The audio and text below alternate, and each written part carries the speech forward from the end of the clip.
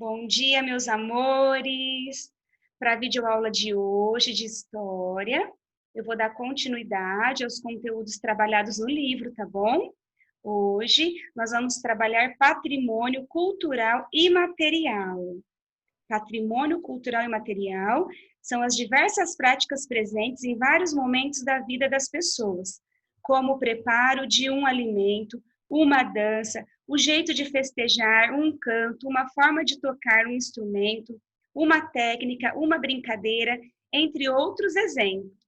Em 2004, o modo de fazer a farinha de mandioca foi declarado Patrimônio Cultural Imaterial no Brasil. Isso acontece porque a importância da farinha de mandioca na alimentação dos brasileiros é histórica. Sua preparação é de origem indígena e os primeiros registros desse alimento foram feitos pelos portugueses assim que desembarcaram do Brasil. Leia um trecho da carta de Pedro Vaz de Caminha, enviada ao rei de Portugal ao ano de 1500. Eles não lavram, nem criam, nem há aqui boi ou vaca, cobra, ovelha ou galinha ou qualquer outro animal que esteja acostumado ao viver do homem. E não comem, senão deste inhame de que aqui há muito, e dessas sementes e frutos que as terras e as árvores se deitam. A mandioca tem diferentes nomes para os indígenas, sendo iame e ubatim alguns exemplos. Anos mais tarde, em 1570, um viajante que percorria a região do atual estado de Santa Catarina também fez registros sobre a mandioca e o preparo de sua farinha.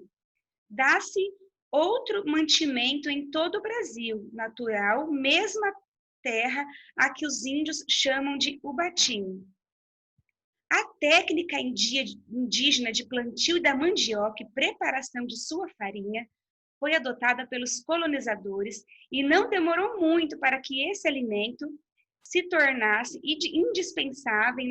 indispensável na alimentação de toda a colônia. A mandioca devia ser plantada em época de chuva e podia ser colhida depois de um ano. Após a colheita, ela era colocada de molho em áreas alagadas, como na beira de um rio. Após o tempo do molho, sua raiz estava pronta para ser retirada. Em seguida, as raízes eram raladas e passadas pelo tipipi, que comprimia a mandioca até sair um líquido. Com a perda do líquido, a mandioca se transformava em uma massa. A massa era levada até um tacho no fogo para secar e virar farinha. Aqui nós vamos pintar as palavras dos quadros que completam corretamente cada frase a seguir. Letra A. Em 2004, o modo de fazer a farinha de mandioca foi declarado Patrimônio Cultural Imaterial do Brasil. Material são construções, são museus, esculturas, quadros, pinturas, tá? Imaterial são danças, são igual o modo de preparo de fazer, tá? Então, é imaterial. A preparação da farinha de mandioca é de origem indígena, né? Nós estamos falando agora sobre os índios, né? Aqui tem uma pesquisa que vocês vão fazer com a família, tá? Família e escola. Passados mais de 500 anos, a mandioca ainda é essencial na alimentação brasileira.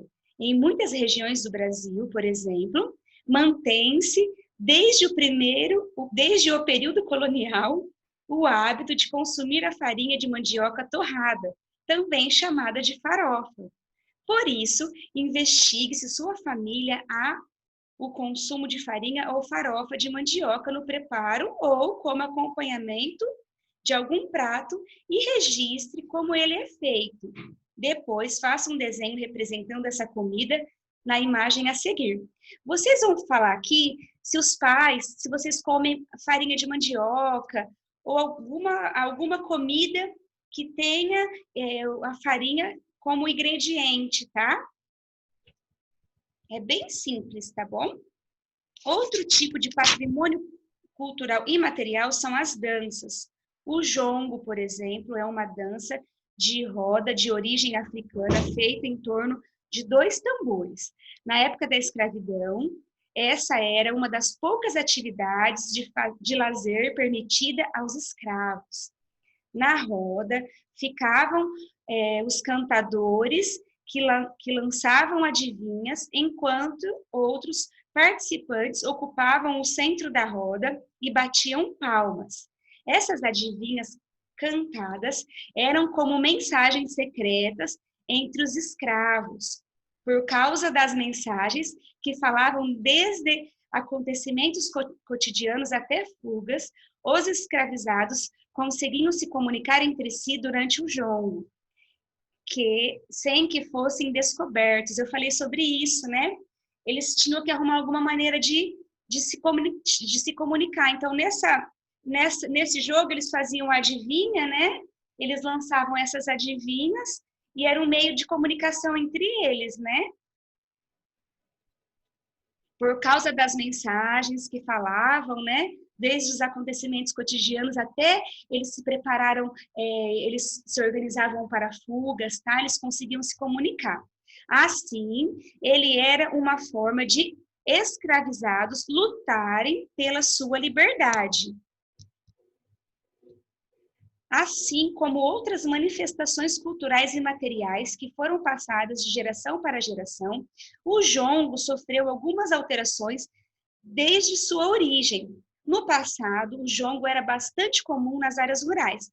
Atualmente, é possível encontrá-lo nas áreas urbanas, com a presença de percussão, dança e canto em forma de poesia. Aqui tem uma apresentação de jongo na cidade do Rio de Janeiro, né? Com o tempo, o jongo deu origem a outras manifestações culturais no Brasil, como o samba. Por isso, dada a sua importância, o jongo foi declarado no ano de 2005 Patrimônio Cultural Imaterial. É uma forma de dança. Imaterial são danças, tá? São costumes, são algumas regras. Aqui tem um jogo do jongo, ó. Você e seus colegas devem formar uma roda. 2 alunos que serão os cantadores devem ficar no centro da roda. Aqui a gente não vai conseguir brincar, né? Porque as aulas são online, né? Aulas ao vivo. Mas vocês podem brincar com as famílias em casa, tá? Aproveitar esse feriado que vem, né? Na quinta, sexta não tem aula. Sábado e domingo dá para aproveitar esses 4 dias e brincar com os pais, tá bom? Aqui, ó, você e seus colegas devem formar uma roda. 2 alunos, que serão os cantadores, devem ficar no centro da roda. Os alunos da roda devem bater palmas. O jongo começa quando os cantadores criam versos de improviso, revezando com os participantes que queiram entrar na roda. Ou lançam adivinhas aos colegas que estão batendo palma. Por exemplo, o cantador dirá: o que é o que é? Cai de pé e corre deitado. E alguém vai responder: a chuva, e assim por diante. Aqueles que acertarem as adivinhas devem se tornar os cantadores para lançar novos desafios. É bem legal essa brincadeira, né? Interação com o professor. Destaque as fichas disponíveis no material complementar e faça uma pesquisa sobre seu município, sua região e seu estado, identificando um exemplo de patrimônio cultural material e de patrimônio cultural imaterial. Em seguida, apresente sua pesquisa para os colegas e exponha em um mural. Essa aula aqui, eu vou preparar para a aula de laboratório, tá? Que é depois da manhã. Então, essa aula aqui, essa pesquisa, vocês vão preparar como laboratório. Então, não precisa fazer nada agora. Na quarta-feira eu vou montar o vídeo, tá? Vou explicar certinho, tá bom? Conecte ao assunto. Como vimos, os patrimônios são importantes fontes de informação e nos permitem compreender melhor a relação entre o passado e o presente. A preservação e a manutenção dos diversos tipos de patrimônio cultural e de um povo é dever não somente da população, mas também dos órgãos públicos. Por isso é comum a existência de leis que buscam definir o papel de cada um na sociedade.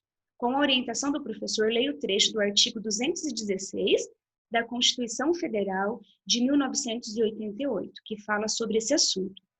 O poder público, com a colaboração da comunidade, promoverá e protegerá o patrimônio cultural brasileiro por meio de inventários, registros, vigilâncias e de outras formas de preservação.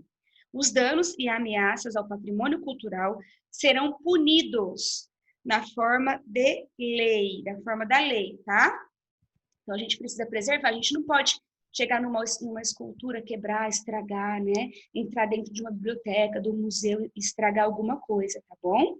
Olha lá, no Brasil existe uma instituição que cuida especialmente do nosso patrimônio cultural material e imaterial. Estamos falando do IPAN, Instituto do Patrimônio Histórico e Artístico Nacional, que é responsável por preservar e divulgar os patrimônios materiais e imateriais do Brasil. O IPAN foi criado em 1937 e, desde então, desenvolve ações como pesquisas, montagens de exposições, criações de museus e ações educativas. Ele também é responsável por conservar acervos, construções e manifestações culturais e artísticas, valorizando e promovendo a diversidade e identidade da cultura brasileira. Qual é a importância de se preservar os nossos patrimônios culturais? Por que eles são importantes? Porque é através deles que nós conseguimos saber como era a vida dos índios, a vida dos antepassados, tá? Então, através deles, através desses registros, tá? Que nós conseguimos compreender a história do nosso país, o que aconteceu no passado, tá bom? Então, isso é muito importante. Essas informações são importantes. Os patrimônios culturais da cidade onde você mora são preservados? Sim. Aqui tem o Mercadão, tem a Swift, tá? Tem a Biblioteca Municipal, eles são preservados, estão sempre sendo restaurados, tá? Quais ações podem ser realizadas para ajudar na preservação e divulgação desses patrimônios? Pesquisas, ações educativas, tá?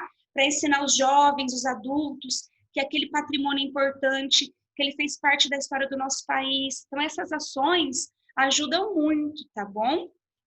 Por hoje é só, eu vou parar por aqui e na próxima aula nós vamos terminar essa unidade, tá bom? Um beijo, até a próxima aula.